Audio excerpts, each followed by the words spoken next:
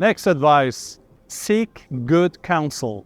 You don't know how important it is to match up with a team that's experienced, that's diligent, or go to people who either through experience or through knowledge could guide you on the right path. This way you save tons of money, you save time, and you learn from other people's mistake rather than your own trial and error. Well, it could be fun creating your own path, but believe me, there are shortcuts.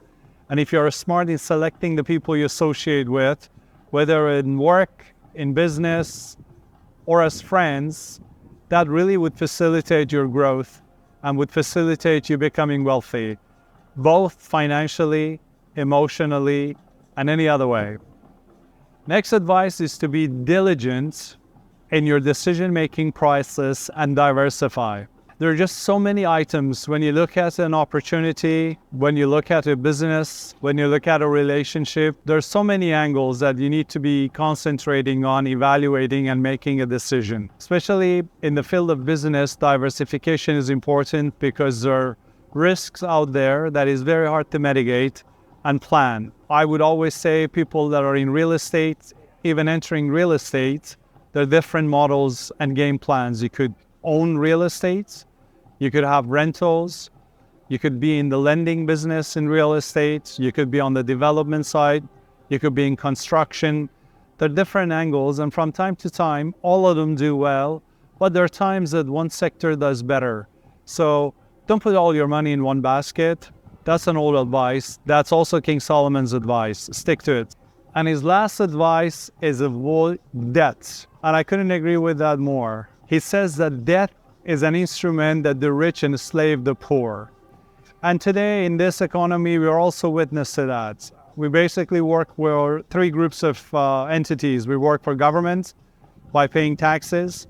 We work for marketing companies who portray an image of indulgence and overspending to entice us to spend money where it's not necessary. And also we work for banks because through creating debt, forever we need to pay interest either in mortgages, lines of credits, or banknotes. End of the day, remember, sometimes to borrow money for something that is creative, for something that would add value, may be a smart idea. But generally, to borrow money to get a new car that's fancy or go on a trip that you don't need to go on to show off, really a bad idea. So avoid bad debt. Avoid debt at all costs if you can. I like to add a few advice of my own. Advice number one is find a way to earn money. Without money, it's very hard to accumulate wealth. So how do you earn money?